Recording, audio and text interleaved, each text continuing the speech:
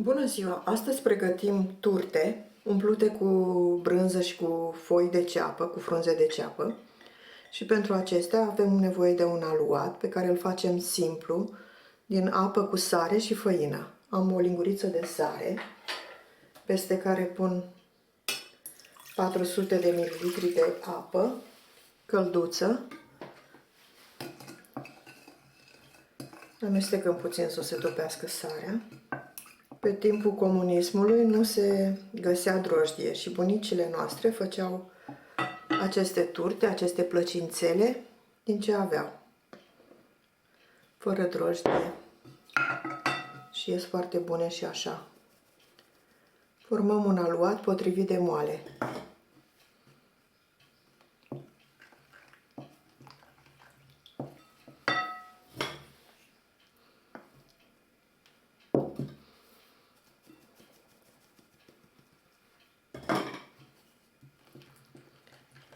Am pregătit 600 de grame de făină. Cam așa ar trebui să intre, depinde acum de cât este de uscată făina.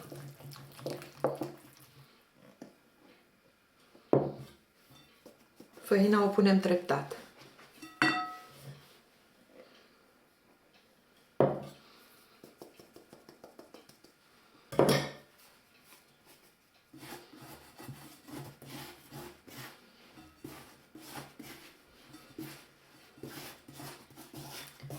Frământăm acest aluat, chiar dacă nu are drojdie, cam 10 minute să se activeze glutenul din făină.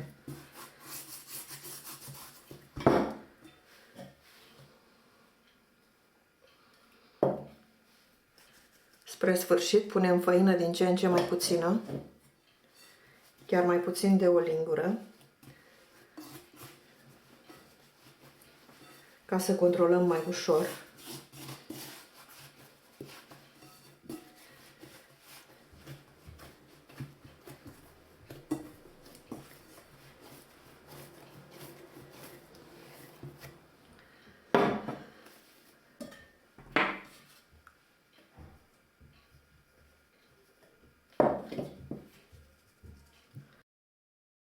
Scoatem aluatul pe masă și îl frământăm cum putem, cât mai mult, adică 10 minute cu ochii pe ceas, nu așa, dacă am obosit, zicem că au trecut 10 minute, trebuie să ne uităm chiar să fie 10 minute, că în general la frământat obosim repede și considerăm că am frământat 10 minute.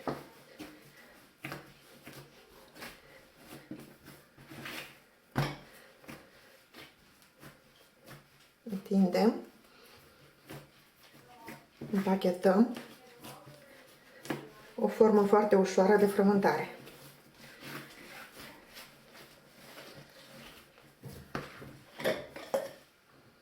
Mai punem o linguriță de făină și așa până frământăm să nu se mai lipească nici de masă, nici de mâini, se curăță și mâinile și masa.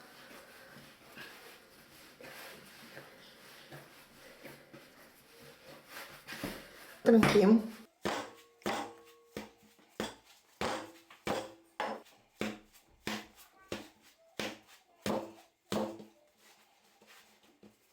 Foarte ușor consistența, se frământă mult mai bine trântit. Dacă puteți să trântiți, trântiți cât puteți de mult, măcar de 50 de ori de masă. Așa. Frământăm așa, cu ochii pe ceas. Când ne apropiem de final și vedem că se leagă bine aluatul, din ce în ce mai mult s-a curățat și mâna și masa, doar așa foarte puțin mai luăm de pe masă făină și mai frământăm și mai întindem și mai rupem până devine un aluat elastic și mătăsos la atingere, așa. Dacă nu putem trânti pe masă, putem trânti în mâini. Facem mai puțină gălăgie și este tot o trântire. Ca pe o minge, dar cu putere, îl trântim în mâini.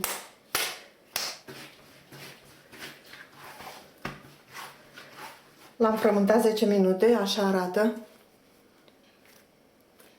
Rămâne urma degetelor în aluat, este bine așa. Îl punem în castron și îl lăsăm să se odihnească, îl acoperim. Îl întindem așa puțin. Și îl lăsăm să se odihnească.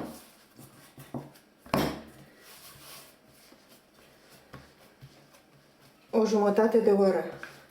Din făină a mai rămas cam o lingură. Restul folosim la întins aluatul. Chiar dacă nu are drojdie, trebuie lăsat să se odihnească aluatul. Pentru umplutură vom folosi frunze de ceapă, pe care le tăiem foarte, foarte mărunt.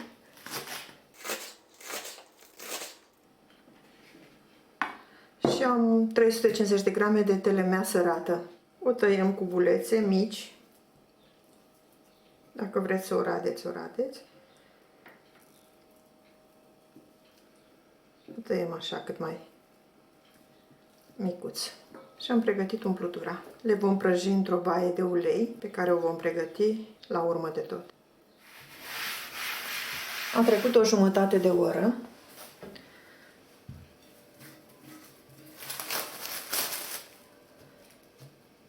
Aluatul s-a muiat, s-a relaxat, cum se spune mai nou. Îl punem pe masă cu puțină făină, îl întindem puțin.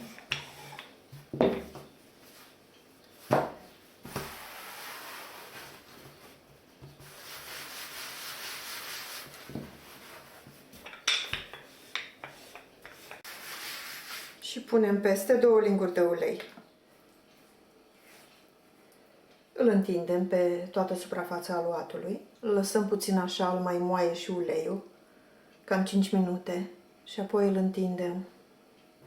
După 5 minute, mai împăturim așa.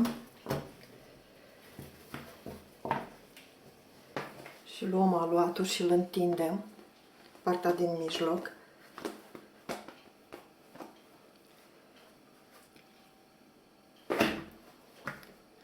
Îl întindem cât masa de mare.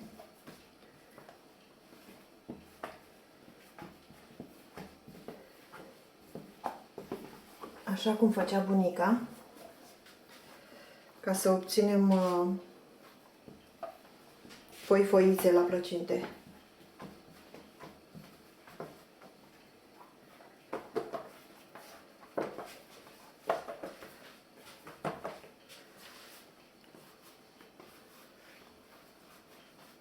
Întindem fără frică, din aproape în aproape, pentru că aluatul nu se rupe ușor. Și chiar dacă se rupe, nu e nicio tragedie.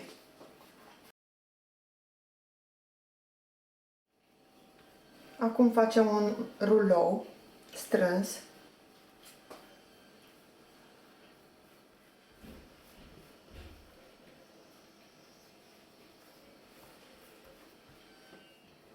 Strângem bine, bine, să avem cât mai multe straturi. Acum mai întindem acest rulou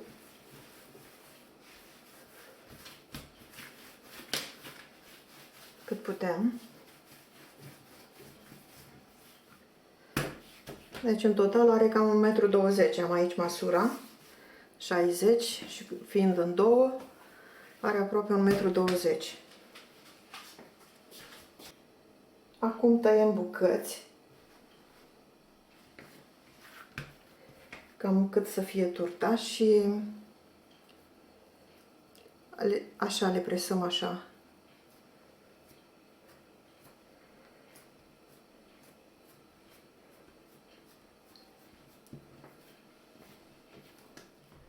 Cam 100 de grame bucata.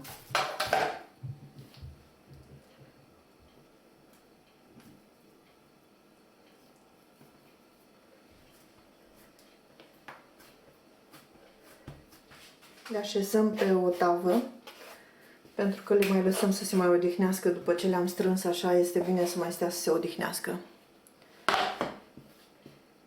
Se văd straturile. După ce s-au odihnit, modelăm tortițele foarte puțină făină. Am pus și cratița în care le prăjim la încălzit.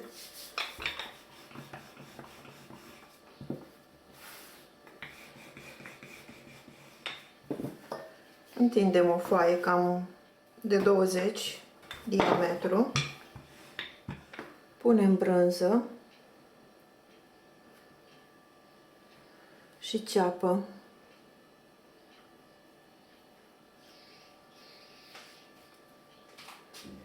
Și apoi adunăm așa.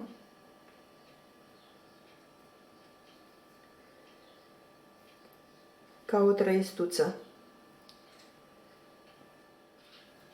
Strângem bine în mijloc. O presăm din nou și o întindem iarăși.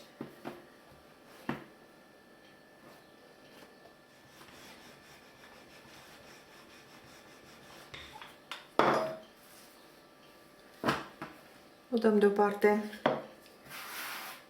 Facem pe următoarea. În tigaia încinsă punem și puțin ulei și le prăjim și pe o parte și pe cealaltă până se rumenesc la foc potrivit. Și continuăm și modelăm.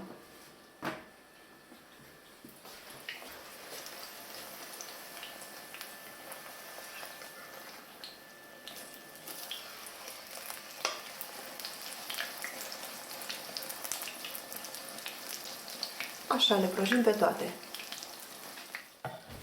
Așa sunt turtele bunicii. Simple, gustoase pentru cei care deja știu. Sunt fără drojdie.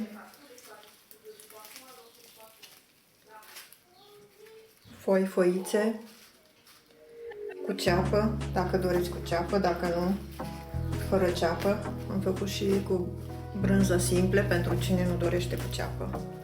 Așa arată, sunt delicioase. Încercați această rețetă.